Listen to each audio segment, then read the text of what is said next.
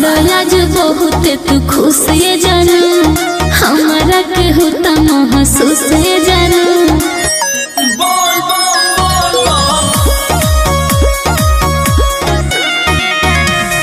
गेरुआ ड्रेस लागे फाइन ये जानू, कोयला का खेसारी पिंजवाइन ये जानू। तू कर चले की तैयारी हो, देखो भीड़ भइल बाटे भारी हो, लेके फॉर्च्यूनर बंगारी हो, जल ढारे चल लेके। पहले सुने होइएगा जो कि गाने का बोल है जल ढारे चलले खेसारी यादव। दोस्तों खेसारी लाल को लेकर के एक गाना बहुत ही बेहतरीन बनाया गया जो कि अभी भोजपुरी में पूरी तरह से ट्रेंडिंग में चल रहा है।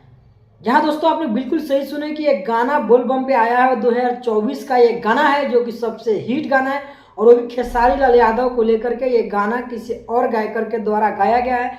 दोस्तों इस गाने को सुन करके आप लोग का मियाज मस्त होएगा। आइए पहले हम आप लोग को पूरा गाना सुना देते हैं।